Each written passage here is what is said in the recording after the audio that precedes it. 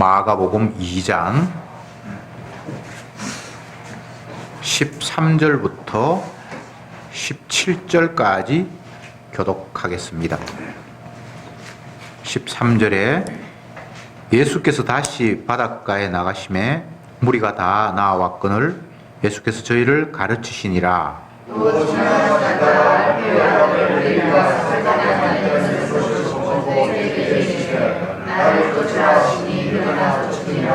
그의 집에 앉아 잡수실 때에 많은 세리와 죄인들이 예수와 그 제자들과 함께 앉았으니 이는 저희가 많이 있어서 예수를 쫓음이로라.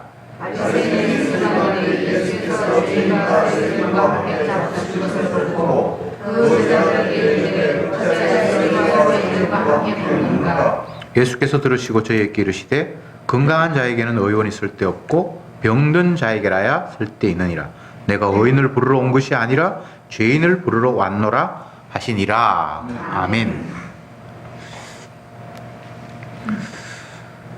2장 지난주 앞부분의 내용을 잠깐 말씀을 드리고 오늘 말씀을 이어가겠습니다. 예수님이 가버나움 어떤 집에서 말씀을 가르치고 할 때에 많은 사람들이 몰려들었습니다. 그런데 어떤 중풍병이 들린 사람이 자기 힘으로 못 오니까 침상에 누운 채 동료들이 그를 메고 예수님 앞에 찾아왔죠. 그런데 사람이 너무 많으니까 도저히 예수님 앞에 갈 수가 없어서 지붕을 통해서 지붕을 열고 그 침상채에 달아내렸죠. 그럴 때 예수님께서 하신 말씀이 소자야 네가 죄 사함을 받았느니라, 이렇게 이상한 이야기를 했단 말이죠. 그래서 그 당시 종교 지도자들이 그 자리에 앉아 있었는데 감히 대놓고 예수님 앞에 시비는 못 걸고 마음속으로 아니 죄 사한다는 것은 하나님만이 하실 수 있는데 자기가 죄를 사한다는 말을 해? 근데 예수님이 그 속 마음을 아시고 이렇게 말씀하셨죠. 소자야 네가 건강하게 나아서 네 침상을 들고 걸어가라 라고 하는 것과 네가 죄사함을 받았느니라 하는 것 둘 중에 어느 것이 쉽겠느냐 이렇게 말씀하시고는 내가 이 땅에서 죄를 사하는 권세가 있는 줄을 너희에게 알게 하기 위해서 내가 이 사람에게 죄사함을 받았느니라 라고 말했다, 이렇게 예수님이 말씀하셨습니다. 그런데 오늘 본문에 보면 더 엄청난 이야기가 나옵니다. 예수님 바닷가를 가시는데 많은 사람들이 또 모여들었죠. 그러다가 이제 길을 가시다가 세관에 앉아서 세금을 거두는 한 사람, 이게 본문에 레위라고 되어 있습니다. 레위를 보시면서 예수님이 하신 말씀이 나를 따르라, 제자들을 부를 때 하시는 모습으로 나를 따르라 라고 얘기를 했고, 그 사람이 세관에 있던 일은 팽개쳐버리고 예수님을 따르다가 예수님을 자기 집으로 이제 초대를 했습니다. 그래서 예수님은 이제 세관의 집, 여기는 이제 레위라고 되어 있는데 다른 성경에는 이제 마태라고 되어 있습니다. 같은 이름인 것 같습니다. 그 집에 갔어요. 그러니까 다른 사람들도 같이 이제 그 집에서 예수님 같이 식사를 하는데 세리니까 세리 친구들도 많을 거고 그래서 모여 있는데 어떤 서기관이 예수님을 향해서 아니 저 사람은 하나님의 아들이라 그러면서 어떻게 죄인의 집에서 죄인들과 더불어 식사를 할 수가 있지? 이렇게 시비가 된 거예요. 그럴 때 예수님께서 태연하게 하시는 말씀이 건강한 사람한테는 의사가 필요 없는 법이지 병든 자에게라야만 의사가 필요한 거잖아 라고 하면서 나는 의인을 부르러 온 것이 아니라 죄인을 부르러 왔다, 이렇게 말씀하셨습니다. 이 이야기가 얼마나 엄청난 이야기인지 이제부터 좀 따져봅시다. 앞부분 본문에서 네 죄 사함을 받았느니라, 이 이야기도 굉장히 충격적인 이야기예요. 유대인의 의식 가운데서 죄를 용서하시는 분은 하나님 말고는 없는데, 사실 예수님이 하나님인데 그들은 모르니까 그냥 요셉의 아들로, 목수의 아들로 태어나서 자기가 하나님 앞에 능력 좀 받았다고 병도 좀 고치고 뭐 조금 똑똑하다고 가르치고, 그 정도까지는 다 이해해요. 병 고치는 것은 하나님으로부터 능력 받은 사람이 할 수 있는 일이라고 자기들은 생각을 하죠. 그런데 죄를 사한다라는 것은, 이거는 누구도 하나님이 죄 사하는 능력을 준 적은 없잖아요. 성경을 봐도 뭐 선지자가 죄 사한다 뭐 그런 말 한 적도 없고. 근데 예수님이라는 분이 죄를 사한다고 했을 때 그들은 깜짝 놀랐어요. 하나님만이 죄를 사하는데 자기가 감히 죄를 사한다고? 어쨌든 지난주에 본문도 엄청난 일이에요. 왜 죄를 사한다고 했느냐? 예수님 자기가 하나님이라고 보여준 건데, 사람들은 하나님이 뭐 저렇게 초라하게 생길 리도 없고 하나님 이 땅에 뛰어내려올 리도 없고, 그래서 이해를 못했죠. 엄청난 이야기입니다. 근데 오늘은 더 엄청난 이야기를 해요. 내가 의인을 부르러 온 것이 아니라 죄인을 부르러 왔다. 이 이야기는 죄를 사한다는 이야기보다 더 엄청난 이야기인데, 왜 그런가 하면, 죄를 사한다, 물론 하나님께서만 하실 수 있는 건데, 죄를 사한다고 했을 때 예수님은 죄만 사하는 건 아니고 또 다른 능력도 있고 병도 고치고 하니까, 예수님의 많은 일 가운데 죄 사는 것도 하나 있겠지, 뭐 이렇게 생각할 수 있는데, 자신이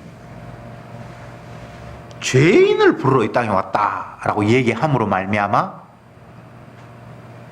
죄인과 함께 하시는 분이잖아요. 그러면 죄 없는 사람은 아들이 제외되어 버리잖아요. 이거는 굉장히 심각한 이야기예요. 구약의 모세의 시편에, 다윗의 시편에 보면 죄인은 의인의 회중에 들지 못하리로다. 시편 1편에 복 있는 사람은 악의 길을 쫓지 않고 쭉 하다가 죄인은 의인의 회중에 들지 못한대요. 그런데 지금 하나님의 아들이라고 하는 예수님은 죄인의 회중에서 먹고 마시고, 더 나아가서는 나는 이 죄인을 위해서 왔다라고 이야기를 하면, 죄인의 무리와 섞이지 않는 이 사람들은 메시아하고 상관이 없는 식이 되어버리잖아요. 이거는 죄를 사하는 것보다 더 심각한 이야기예요. 의인이라고 생각하는, 나는 죄인이 아니라고 생각하는 그들에게 난 네 편 아니야 라는 이야기가 되어버린단 말이죠. 이건 진짜 충격도 보통 충격이 아니에요. 지금 2장 중반까지 왔는데, 예수님의 공생애가 시작이 되면 회당에 가서 말씀을 가르쳤죠. 그 말씀을 가르칠 때에도 자기 자신이 메시아라는 사실을 누누이 이야기를 했어요. 근데 그 사람들은 알아듣지 못했죠. 권세 있는 말을 하네. 다른 사람보다는 가르치면 이 파워가 다르네. 그 정도로 예수님을 생각했단 말이죠. 근데 이제 질병을 낫게 하셨어요. 불치의 병 같은 것들을. 그래서 와, 대단한 능력이 있네. 근데 질병을 낫게 하시는 것은 창조의 능력이에요. 그 질병을 낫게 하심 속에 죄 사는 능력이 다 사실은 포함이 됐어요. 근데 모르니까 질병을 낫게 하면서 죄 사함을 받았느니라까지 이야기를 했어요. 근데 오늘 본문에서는 나는 죄인을 위해서 이 땅에 왔다. 의인하고 나 상관없다. 라고 이야기하죠. 이제 가면 갈수록 더 이제 심해집니다. 가장 심한 거는 십자가에서 죽어버리는 거예요. 그래도 깨닫지 못하는 사람은 여전히 깨닫지 못합니다. 근데 깨달음이 있는 사람, 은혜가 있는 사람은 점점 더 주님이 자기 자신이 메시아이심을 너무나 정확하고 빼도 박도 못하도록 꽉 드러내고 계시는 주님의 사역을 확인할 수가 있는 거예요. 죄 사함을 선포할 수 있는 능력, 그거까지 좋다. 그런데 죄인과만 함께 하시겠다는 메시아, 이거는 진짜 감당이 안 되는 거예요. 죄 안 지으려고 안간힘을 쓰고, 하나님은 죄를 싫어한다고 그러기 때문에 자기는 조금이라도 틀 것만큼이라도 죄를 있다고 인정이 되면 회개하고 물질로 하나님 앞에 범죄했으면 몇 배로 갚고 나름대로 11조하고 막 죄 안 지으려고 안간힘을 쓰고 의롭게 되려고 안간힘을 쓰는 그 무리들에게 나는 죄인가만 한 편일 거야. 와, 이건 얼마나 충격적인지 몰라요.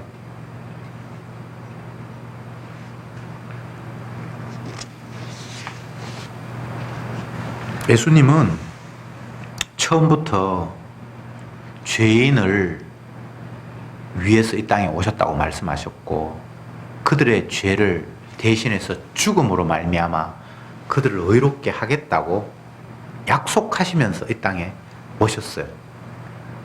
근데 아무도 사람들은 그런 식으로 예수님을 받아들이지 않았죠. 그냥 하나님의 아들이 이 땅에 오시면 이 인간 나라를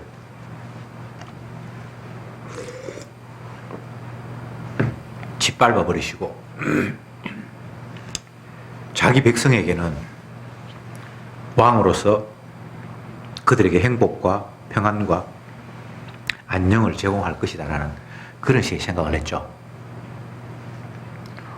하나님이 우리나라에 오시고 메시아로 그러면 지금 우리나라는 힘이 없어서 로마에게 식민지 생활을 하고 있고 뭐 여러 가지 굶주림이나 질병이나 많은 어려움들이 있는데 하나님이 이 나라에 왕으로 오시면 이제 우리는 하나님의 백성으로서 천국이 시작이 된다라고 그들은 메시아를 간절히 기다리며 희망했단 말이죠. 선지자들이 메시아가 이 땅에 오신다. 근데 그는 자기 백성을 위해서 대신 죽으신 분으로 오신다. 그런 말에는 뭐 별로 관심도 없어요. 그냥 하나님이 우리나라에 왕으로 오시면 이제는 행복 시작 고생 끝이다라는 자기 기대와 희망만 그들에게 있었어요. 이것 자체가 마귀 뒤집어 씌운 거예요.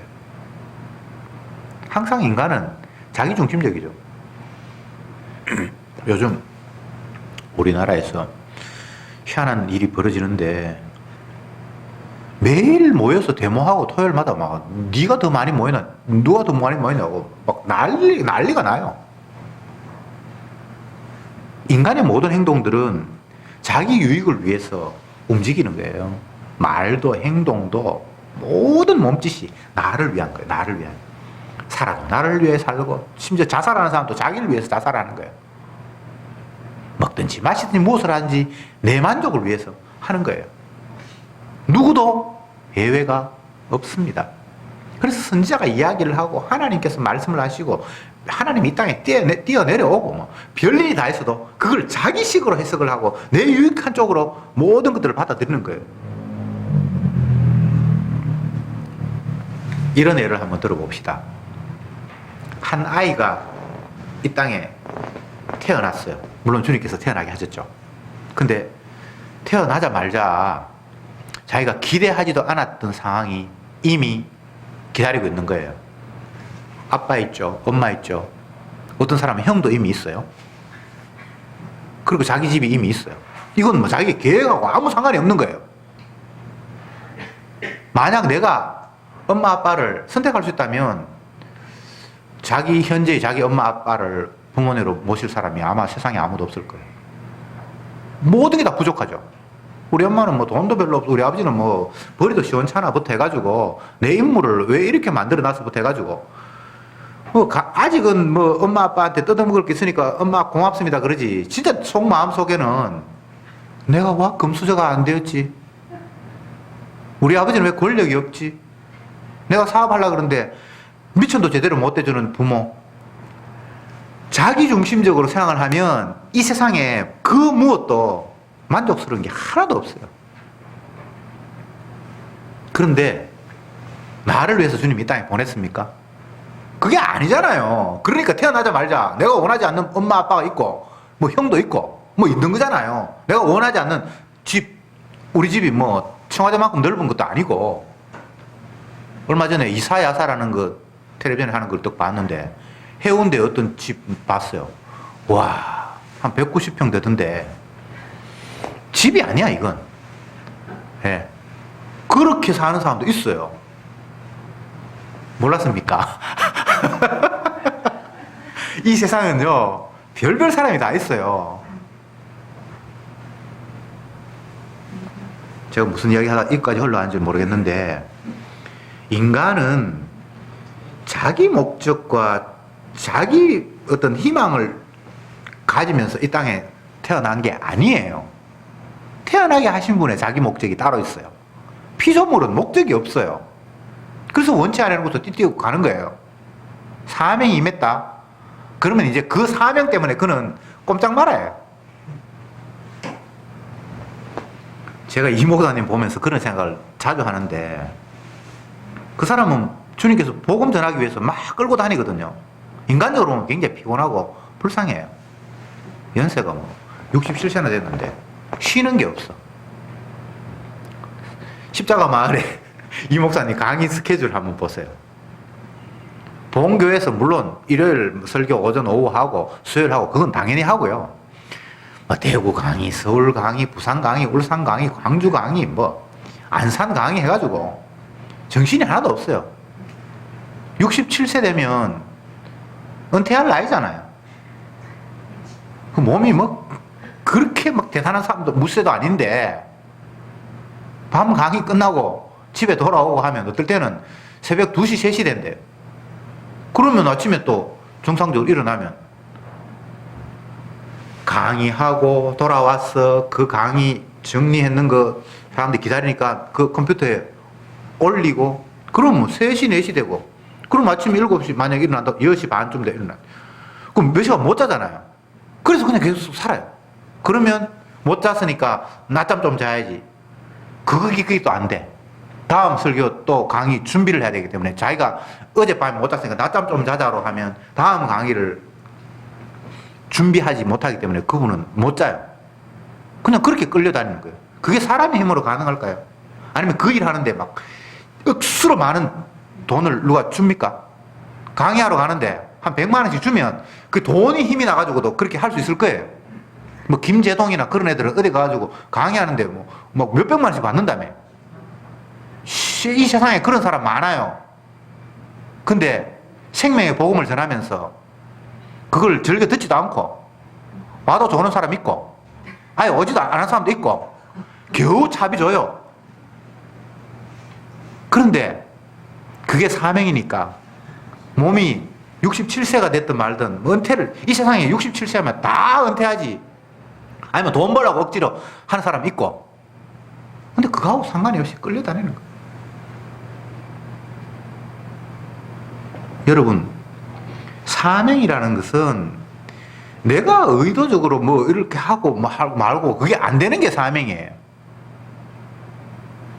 인간의 의지와는 아무 상관이 없는 것. 그게 띠띠고 끌려가는 인생이에요. 그게 성도의 인생이에요. 여러분도 그럴걸요? 여러분 잘 못 느껴서 그렇지. 여러분 원하는 대로 뭐가 되는 게 하나라도 있습니까? 있으면 안 돼요. 그러면 하나님의 말씀이 거짓말이 돼요. 원치 아니하는 곳으로 띠띠고 데려가겠다고 했어요. 원치 않은 대로. 그러니까 아예 원함 자체를 갖지 마세요. 그거 안 되게 돼 있으니까 그 원함 자체, 이렇게 됐으면 좋겠다라는 그런 환상 자체를 아예 갖지 마세요. 안 돼요. 그래서 그냥 끌려가는 거예요.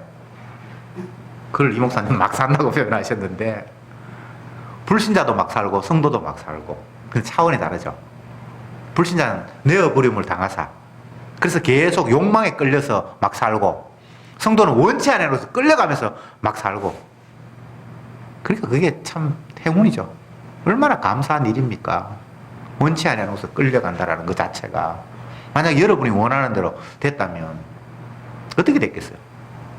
교만해 목에 기부스를 해서 우리 주위에 있는 사람하고 같이 어울리기도 싫을 거야. 아이고 내가 이런 째째한 사람하고 같이 있어야 돼? 이런 사람이 내 주위에 있어야 돼? 아이고 부끄럽다. 내가 원하는 대로 되면 안 그렇겠습니까? 우리하고 같이 어울려서 친구하고 뭐 같이 밥 먹고 하겠어요? 초라한 사람하고.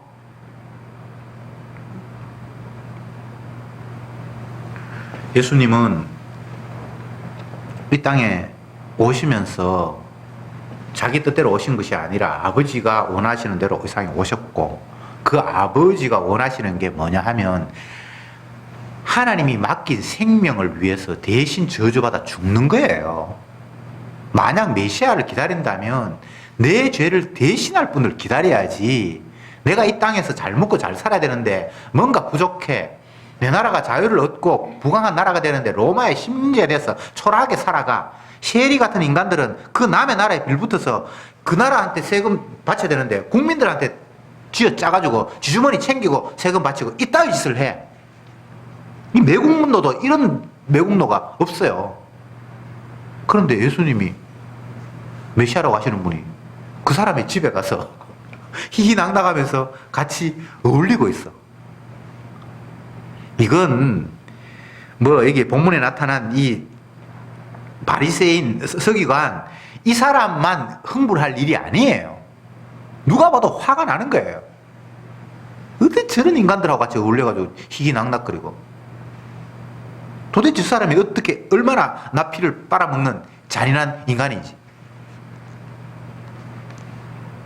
근데 예수님 안수도 떠서 나는 죄인하고 친구들하고 이 땅에 왔는데 와, 이 말에는 더 이상 뭐 어떻게 대꾸를 할 수가 없는 상태인 거예요. 기가 찬 일이에요. 기가 찬 일이에요. 죄인하고 함께 하시겠대. 나는 죄인 되기 싫어서 안간힘을 쓰고 있는데 죄인하고 함께 하시겠대.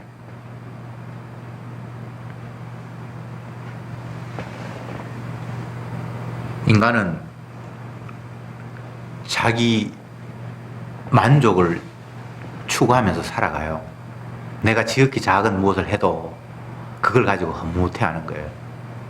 요즘은 핸드폰이 뭐 오만 기능이 다 있어가지고 어떤 사람은 자기의 찬란한 모습, 폼나는 모습을 일일이 다 사진을 찍어서 핸드폰에 다 올려요. 맛있는 거 먹었으면 그거 올리고, 경치 좋은 데 가서 구경했으면 그거 올리고, 또 괜찮은 뭐 유명한 사람이나 인물 잘생긴 사람이나 이런 사람 만나면 나 같이 만났다고 사진 찍어서 올리고. 이게 뭡니까? 내 과시. 나 이 정도 돼.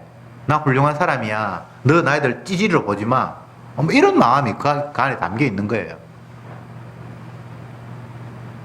그래서 행동도 말도 남들로부터 잘한다고 칭찬 들을 수 있는 식으로 몸을 움직여요. 쉽게 이야기하면 다 의인 되려고 발부둥 치는 거예요. 모든 인간이 다 마찬가지예요. 죄인들은 안 그럴 줄 알아요? 죄인들끼리 갇혀있는 가운데도요, 모범수라는 게 있어요. 모범수. 그 말은 어떤 의미입니까? 다 의를 추구하고 그것이 좋다고 우리는 합의되어 있는 상태 속에서 살아가고 있는 게, 이게 선악과 따먹은 후유증이에요. 그러면 반대로 그러면 뭐 억만진창으로 사는 게 맞단 말입니까? 그 이야기를 하는 게 아니고, 오해는 하지 마세요. 예수님이 죄인을 부르러 왔다 그랬으니까 굳이 이 세상에서 가장 완악한 사람하고만 친구 된다라는 게 아니라 모두가 다 죄인이라는 이야기를 하고 있는데 사람들이 몰라요. 다 간음한 사람인데 어떤 특정한 사람을 간음했다라고 손가락질하고 있다고요. 이건 은혜가 아니면 누구도 자기의 모습을 볼 수가 없어요. 세리만 죄인입니까? 세리만 남의 돈 삥땅 하는 사람입니까? 모든 인간이 기회가 되면 내 목 더 많이 챙기려고 남에게 가져갈 것을 내가 착취하는 거예요. 그게 이 땅에서 인간이 살아가는 모습이에요. 세리 아닌 사람 아무도 없습니다. 창기 아닌 사람 아무도 없습니다. 간음하지 않는 사람은 아무도 없습니다. 그런데 정작 본인은 그 범죄에 속하지 않다고 생각을 하니까 이게 얼마나 무서운 저주예요. 보기는 보아도 깨닫지 못하며 듣기는 들어도 알지 못하는 상태에 놓여 있는 거예요. 완전히 막에 뒤집혀서 까막눈이 되어서 당달보고 눈 떴는데 하나도 안 보이는 거예요. 주님은 계속해서 우리를 죄인이라고 그걸 보여주기 위해서 모든 걸 다 지금 펼쳐 놓았는데 하나도 그게 안 보이는 거예요. 이보다 더 저주스러운 게 없어요. 몸이 아프고 뭐 경제적으로 가난해서 남들에게 짓밟히는 것 같고 그게 불쌍해 보이죠? 아니에요. 정작 불쌍한 것은 자기가 만신창이가 돼서 썩어 있는데도 불구하고 감각도 못하고 있다. 죄로 온통 물들어 있는데 자기는 의롭다고 생각하는 거예요. 로마서 10장에는 하나님의 의를 알지 못하기 때문에 자기 의를 세우려고 하나님의 의를 무시한다고 돼 있어요. 하나님의 의가 뭔지를 모르고 그게 얼마나 귀한지 모르니까 내가 의를 세우려고 하나님의 의를 짓밟고 개무시하는 게 인생이래요. 오늘 본문에 나타난 서기관, 어떻게 예수님이 죄인과 세리와 함께 음식 잡숫고 절 수 있냐, 이렇게 핀잔하는 그가 하나님의 의를 모르고 자기 의를 추구하고 있는 모습이고, 이게 모든 사람들의 모습이에요. 다 이 범주 안에 속해 있어요. 누구도 예외가 없어요. 인간은 어떤 기준에서 의를 생각하는가? 성경에 보면 선악과를 따먹기 때문에 자기 나름대로 선악이 있어요. 이 땅에서 대표적으로 통용되는 게 윤리, 도덕. 깨끗해야 되고, 청렴해야 되고, 남을 도와야 되고, 또 그와 반대가 되면 그건 악이고, 나름대로 인간은 윤리, 도덕을 가지고 선악 개념을 다 지니고 있어요. 오늘 본문에 나타난 서기관이 왜 예수님을 향해서 비난의 화살을 쏩니까? 자기는 세리처럼 살지 않았거든요. 남의 세금 떼먹고, 로마가 우리를 지배하는까지도 기분 나쁜데 같은 동족이 로마의 세금을 내면서 우리를 더 쥐어짜서 갖다 주고 챙기는 이런 치사한 짓은 자기는 안 하기 때문에 그와 함께 어울리는 예수님마저 아주 치사한 더러운 인간이 되었고 말았어요. 자기의 윤리 도덕의 기준에 자기는 그런 세리와 같은 그런 완악한 자는 아니고, 이게 인간의 기준이라면 예수님의 기준은 이 세상에는 없는 기준이고 한 번도 상상해 볼 수 없는 독특한 기준을 주님이 제시하셨어요. 십자가라는 기준이에요. 의인은 누군가가 대신 죄 없으신 분이 죽어야만 의가 돼. 이거는 선악적인 의 개념이 아닙니다. 내가 행동 똑바로 하고 윤리 도덕적으로 살고 뭐 절제하고 해가 의가 된다라는 이런 인간의 기준과는 전혀 다른 기준. 십자가라는 기준. 누군가 대속해서 우리 죄를 대신해서 저주받아야만 생길 수 있다는 그런 희한한 의 기준을 하나님이 제시하신 거예요. 이거는 선악과를 따먹은 인간에게는 나올 수 없는 희한한 개념입니다. 그래서 예수님의 십자가를 믿을 수가 없고, 지 행동 똑바로 해서 남 앞에 칭찬 들으면 그것이 하나님과 통할 수 있다고 계속 자기 기준을 들이미는 거예요. 예수님은 십자가를 기준으로 하고 우리는 내 행동을 기준으로 하고, 그래서 인간의 행동으로 의롭게 되는 방법은 없어요. 율법의 행위로 의롭게 되는 사람은 없어요. 믿음으로 의롭게 되는데 그것은 예수님의 십자가 피가 우리를 깨끗게 했다는 그거 믿을 때 의가 되는 방법 말고는 다른 방법이 없는 거예요. 사람의 기준이냐 예수님의 기준이냐가 오늘 본문에서 충돌이 되고 있습니다. 여러분, 남들 앞에 칭찬 듣고 좋은 소리 듣기를 원하죠. 근데 성경을 보면 사람에게 칭찬 듣는 사람은 하나님 앞에 칭찬 못 듣는다고 되어 있어요. 이 세상에서 인정받는 사람은 주님의 사랑을 못 받는다고 기록이 되어 있어요. 그게 뭡니까? 기준이 다르다는 거예요. 너는 이 세상의 기준에서 칭찬받지. 근데 하늘나라의 기준은 그것과 달라라는 이야기를 하고 있는 거예요. 이 세상에서 미움받으면 하나님이 칭찬받는다는 말은 아니고, 이 세상에서 칭찬을 듣는다는 이유는 세상 기준에 맞춰서 살아간다는 이야기잖아요. 세상 선악 기준에서 내가 의롭다는 이야기잖아요. 근데 그거는 하나님의 기준과 다르기 때문에 하나님이 기뻐할 수 없는 거예요. 개판으로 살라는 이야기를 하는 게 아니고, 개판으로 산다고 하나님이 기뻐하시는 게 아니고, 왜 너는 내가 제시한 기준 아닌 엉터리 없는 세상 기준에 따르니, 이렇게 주님이 말씀하고 있는 거예요. 사도들을 향해서는 또 복음을 전하는 자를 향해서는, 성도들을 향해서는 하시는 말씀이 사람에게 기쁨을 사람이 원하는 쪽으로 살아간다면 그건 하나님의 사람이 아니다. 바울이 그렇게 얘기했죠. 내가 너희들 뭐 비유 맞추고 너희들 좋아하는 대로 내가 했다면 내가 하나님으로부터 사명받았다는 소리 못하지. 너희들의 기준을 따르면 안 돼. 왜냐하면 주님이 제시하신 기준은 전혀 다르기 때문에. 기준이라는 것은 절대적인 겁니다. 죄가 되고 의가 되는 기준이 선악과 따먹은 우리가 생각하는 것과 주님이 제시하는 것이 전혀 달라요.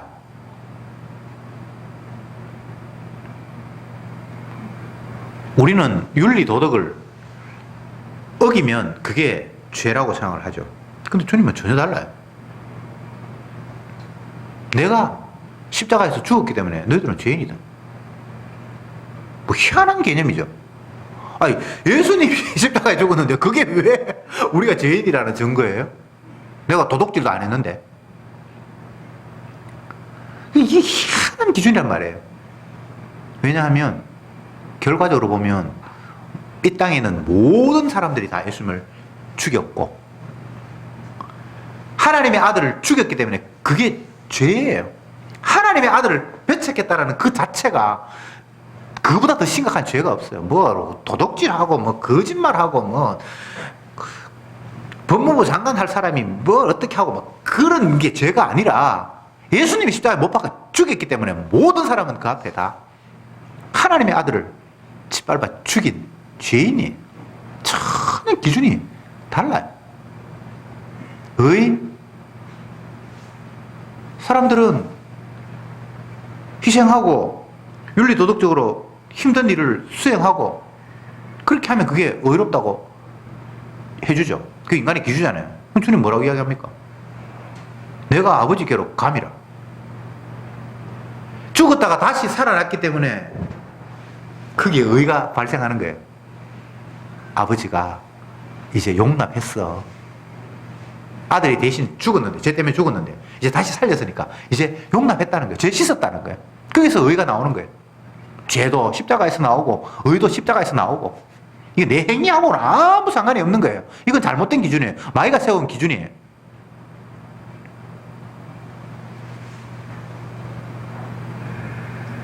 하나님의 의를 아는 사람은 자기 의가 없는 줄 알죠.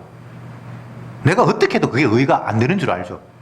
내가 해서가 되는 게 아닌데 주님의 십자가 때문에 의가 발생하지 내가 어떻게 해서 의가 발생 안 된다는 걸 알기 때문에 내 행동을 자랑하거나 내세울 수가 없는 거예요. 내 행동은 몽땅 다 예수님을 십자가에 못 박게 죽이는 행동 말고는, 그러니까 주의 의를 가리는 행동 말고는 우리에게는 다른 행동이 나올 수가 없어요. 예수 믿으면 이제 달라지겠지. 안 달라져요. 예수 믿어서 달라지면 좋겠죠. 근데 그것도 우리 생각이에요. 안 달라져야 주님의 은혜가 아니면 안 된다라는 이야기가 계속해서 유효한 거예요.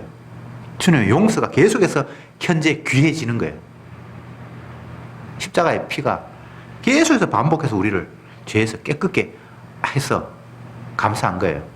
한번 주님이 용서하셨으니까 그걸로 끝났다라고 되어버리면 용서도 과거사가 되고 감사도 지나가 버리게 돼요.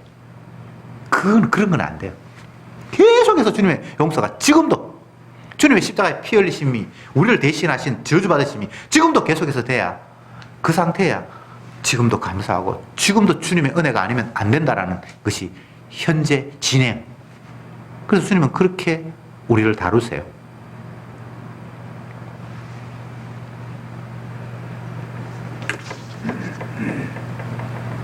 죄는 반드시 값을 치러야 하는데 그 값이 죽임, 당함이에요.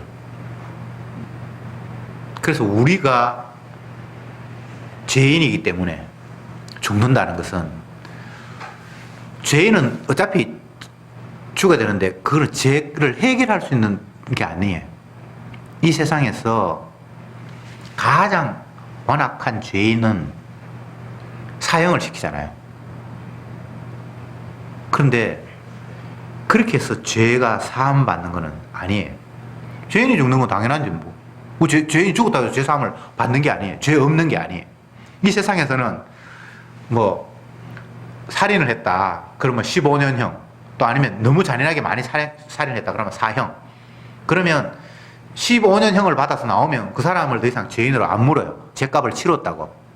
근데 주님은 그렇게 말씀하지 않았어요.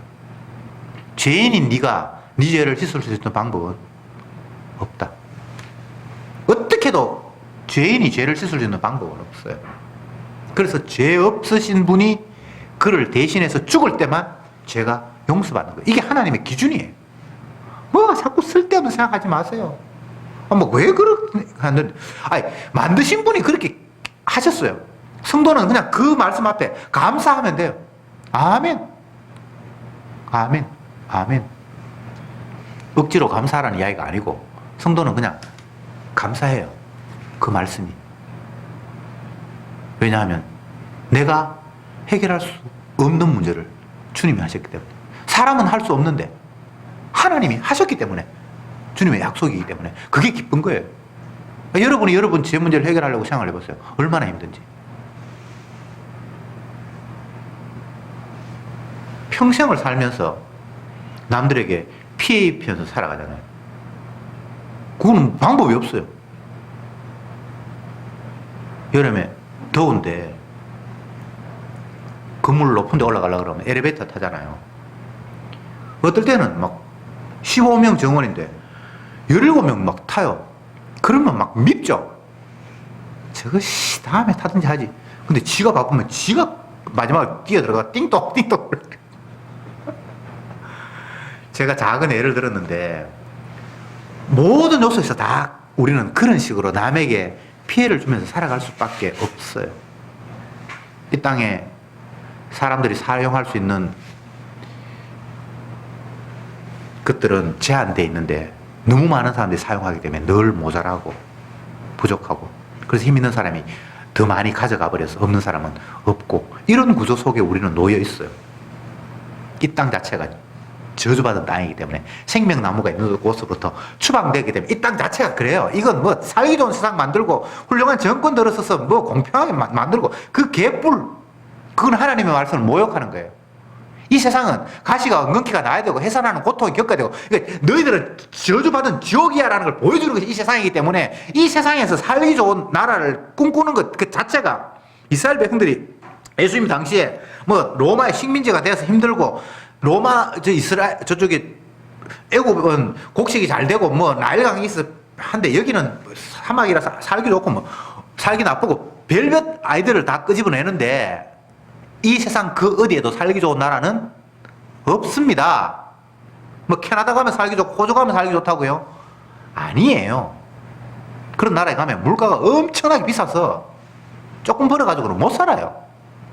살기 좋은 나라가 없습니다. 상대적으로 여기에는 뭐가 있고 여기는 없고, 그 차이만 있을 뿐이지, 저주받은 세상이 살기 좋다고 하면 그 하나님 말씀이 거짓말이잖아요.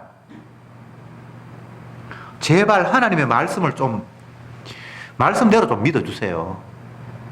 헛된 꿈 꾸지 마세요. 육은 해산하는 고통이 있어야 되고, 이 세상은 가시와 엉겅퀴가 나도록 돼 있어요. 어떤 것도 이것은 세상 끝날까지 변함이 없는 거예요. 그런데 중요한 것은 그 가시와 엉겅퀴가 나는 세상 속에서 생명의 복음이 전해졌고, 죄인을 부르러 오신 의인이 계신다는 사실이잖아요. 그 살기 좋은 걸 꿈꾸는 게 아니라, 죄인인 내가 죄 용서하시는 예수님을 만나면 되는 거예요. 만나면 앞으로 살기 좋습니까? 아니, 살기 좋은 건 아니에요. 영원히 이 세상에서는 내가 죄인인 줄 확인해야 되고, 주님의 용서가 얼마나 큰 것을 보여주기 위해서 이 땅에서는 끝까지 우리는 고통을 받아요. 고난을 받아요. 그래서 안 믿기 전에 받는 것은 죄로 인해서 고생하는 거고, 복음 깨닫고 난 이후에는 고난이에요. 복음 때문에 고난이에요. 그래서 일어나 이 땅에는 이 살기 좋은 환경이 아니에요. 뭐 예수 잘 믿고 사도가 되고 주님 앞에 충성하면 이 세상에서 형편피입니까? 그런 거 성경에 어디 있습니까? 뭐 먹을 때는 잘 먹지만은 어떨 때는 굶기도 하고 매맞기도 하고. 뭐 늘 매만다는 게 아니라 주님이 인도하시면 그렇게도 되고 저렇게도 되고.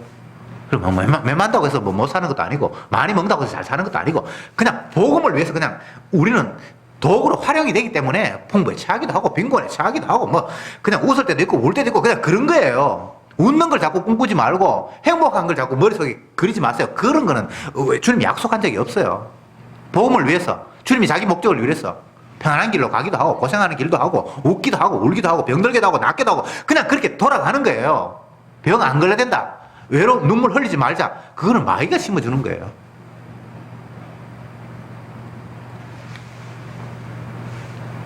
주님은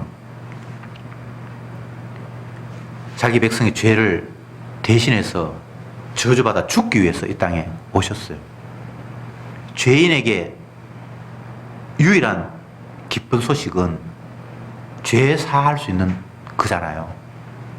근데 예수님이 내 죄를 대신해서 저주받음으로 말미암아 죄 사함 받는 것 말고는 다른 방법이 없다고 말씀하시잖아요. 근데 뭐 내 삶에 뭐 질을 높이고 뭐 더 열심히 살고 그런 개념이 어디에서 튀어나옵니까? 돈 벌기 위해서는 열심히 사는 건 그거는 안 말려요.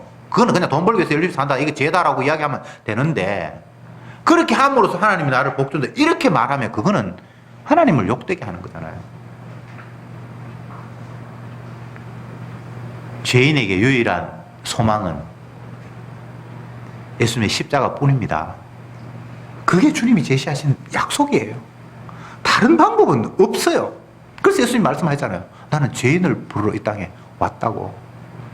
그러면 주님 감사합니다. 내가 죄인입니다라고 주님을 깨안으면 되잖아요. 기도합시다.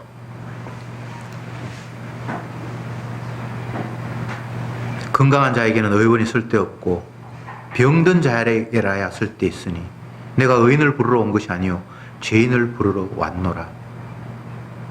주님, 이 주님의 외침이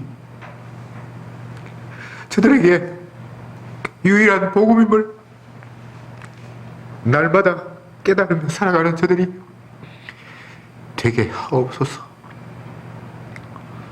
예수님의 이름으로 기도드리옵나이다. 아멘.